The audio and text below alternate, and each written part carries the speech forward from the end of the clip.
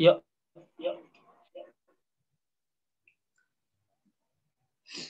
Assalamualaikum warahmatullahi wabarakatuh. Perkenalkan, kami dari kelompok 6 ingin mempresentasikan materi yang berjudul energi. Sebelum kami mempresentasikan materi ini, alangkah baiknya kami memperkenalkan diri. Dari saya sendiri, nama Fajri Rizky Septiana dengan NIM 2006071 dan rekan saya Chandra Khairil Ihsan dengan NIM 2006871 dan Sipa Nur Hidayah dengan NIM 2006851.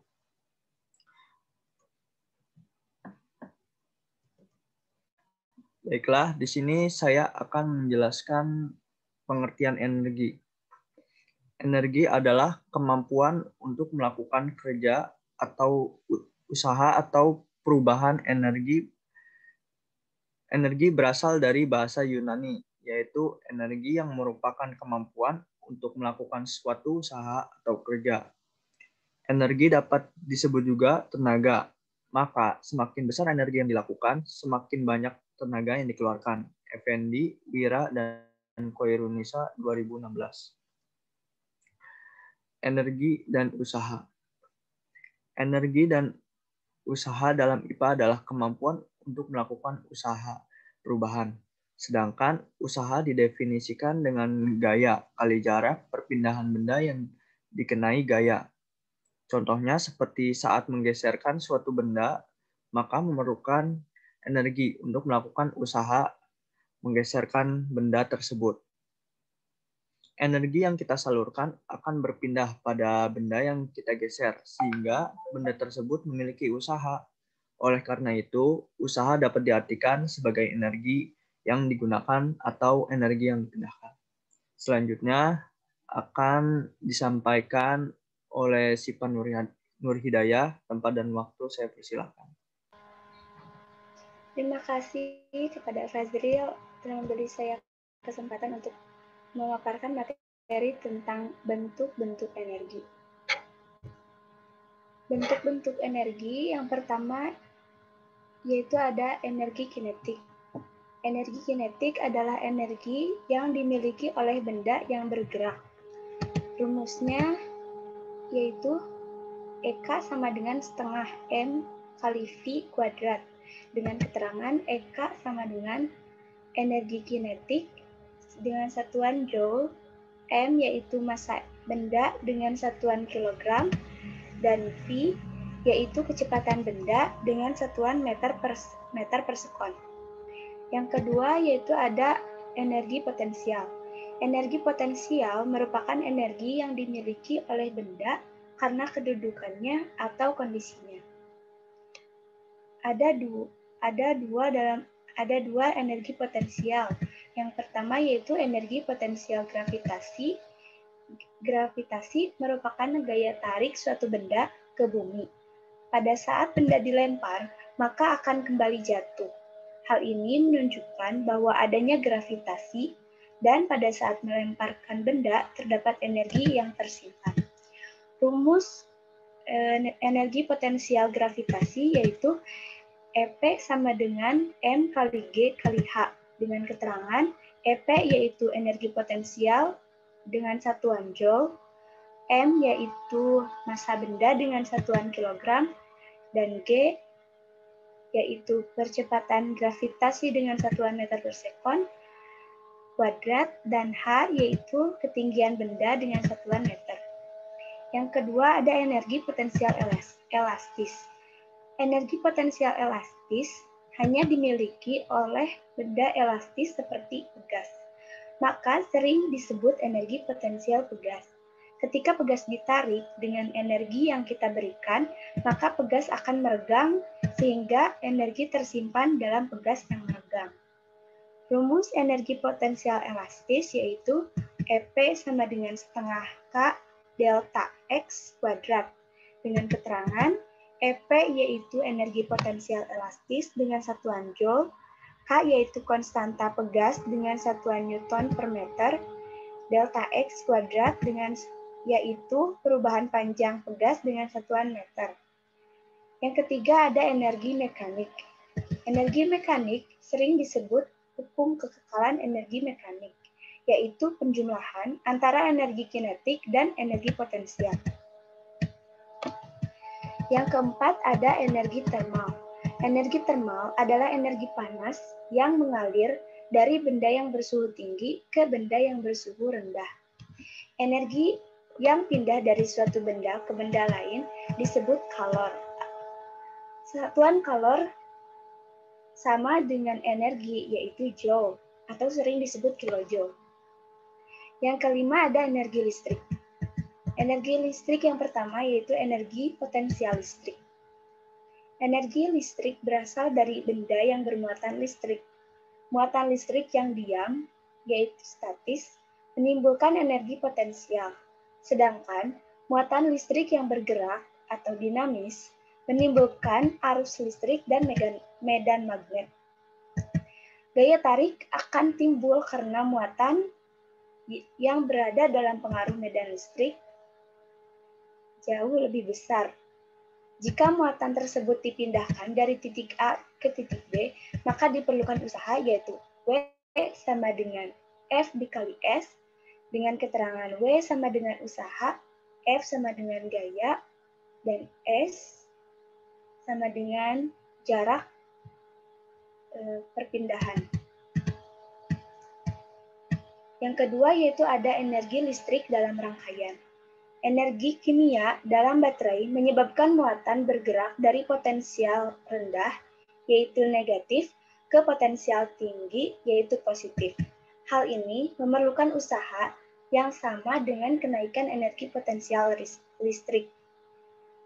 Dengan rumus W sama dengan delta EP sama dengan Q delta V. Dengan keterangan W sama dengan usaha dengan satuan joule, delta EP energi potensial, Q sama dengan yaitu muatan dengan satuan kolom, delta V yaitu kecepatan energi listrik dengan satuan volt. Yang selanjutnya akan dipaparkan oleh teman saya yaitu Chandra. Baik, Kak. Terima kasih atas penjelasannya. Nah, di sini saya akan menjelaskan tentang sumber energi. Sumber energi dibagi dua, yaitu energi yang dapat diperbaharui dan energi yang tidak dapat diperbaharui. Nah, di sini saya akan membahas energi yang tidak dapat diperbaharui terlebih dahulu. Energi yang tidak dapat diperbaharui adalah sumber daya energi yang akan habis bila digunakan terus-menerus dan tidak dibentuk kembali. Yang ke-1 ada minyak bumi. Minyak bumi adalah zat cair licin dan mudah terbakar yang terjadi sebagian besar karena hidrokarbon.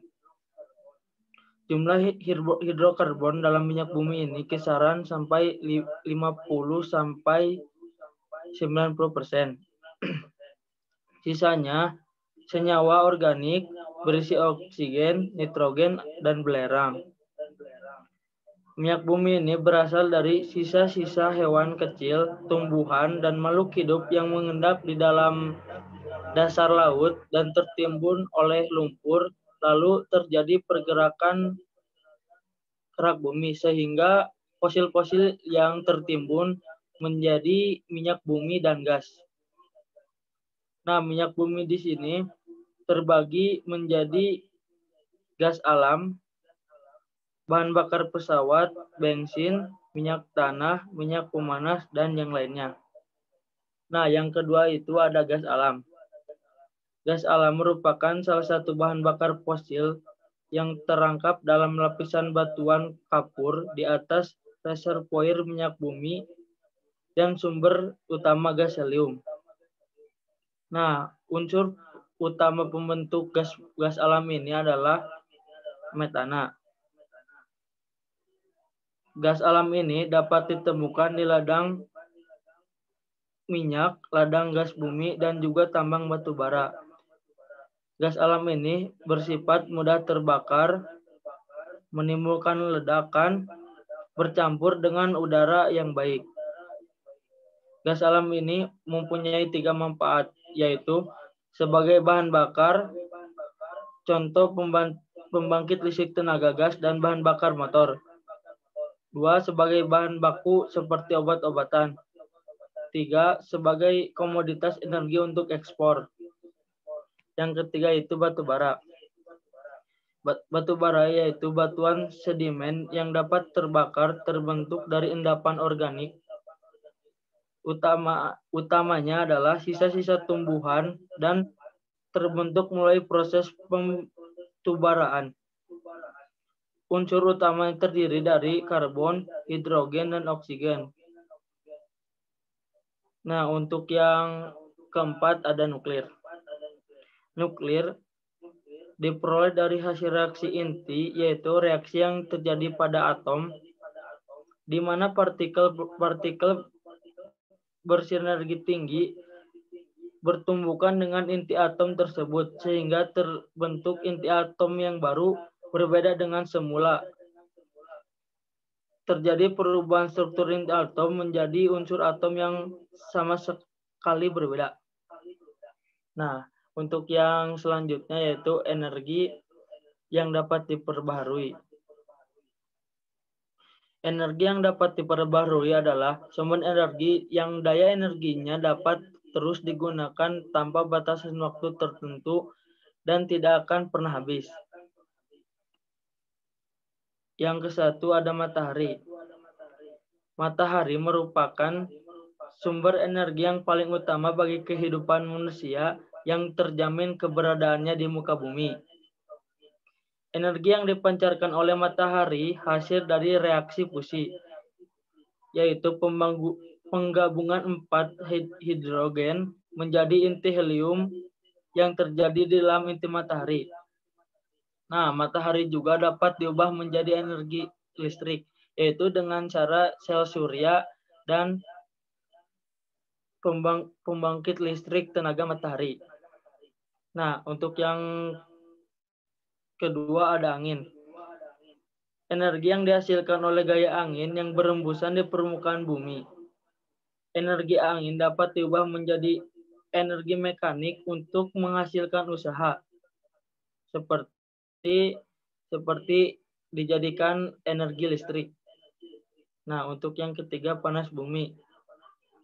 Panas bumi adalah energi yang berasal dari inti bumi dengan kedalaman 64.000 km di dalam bumi, ditimbulkan oleh peluruhan partikel-partikel radioaktif yang ada di dalam batuan. Panas bumi ini dapat diubah menjadi energi listrik dengan cara dry steam, flash steam, dan binary cycle. Nah, untuk yang keempat ada biomasa. Biomasa ini adalah bahan organik yang berasal dari tumbuh-tumbuhan dan binatang. Energi yang tersimpan dalam biomasa berasal dari matahari. Energi matahari diserap oleh tumbuh-tumbuhan melalui proses fotosintesis. Nah, untuk biomasa ini nantinya akan menggantikan minyak bumi dalam hal bahan bakar, yaitu dengan etanol untuk bahan kendaraan bermotor. Yang kelima ada air. Energi yang diperoleh dari air yang mengalir. Tenaga air dimanfaatkan sebagai energi listrik tenaga air untuk sumber energi listrik. Nah, untuk pembahasan sumber energi sekian. Sekarang dilanjut dengan pembahasan penghematan energi. Penghematan energi adalah tindakan mengurangi jumlah penggunaan energi. Menghemat energi berarti tidak menggunakan energi listrik untuk suatu hal yang tidak berguna. Penghematan energi dapat dicapai dengan penggunaan energi secara efisien, di mana manfaat yang sama diperoleh dengan menggunakan energi lebih sedikit atau dengan mengurangi konsumsi dan kegiatan yang menggunakan energi. Nah, kami di sini atas nama kelompok 6 punya langkah-langkah yang harus dilakukan dalam pengurangan energi listrik ini. Yang ke-1 yaitu semua kendaraan angkutan umum ataupun kendaraan pribadi menggunakan bahan bakar yang terbuat dari etanol, biomasal, dan biodiesel. Nah, untuk yang langkah kedua yaitu dengan seharusnya warga negara di negara kita diharuskan untuk berpergian menggunakan sepeda ataupun dengan jalan kaki. Nah, mungkin seperti itu Kak pembahasan dari saya. Terima kasih.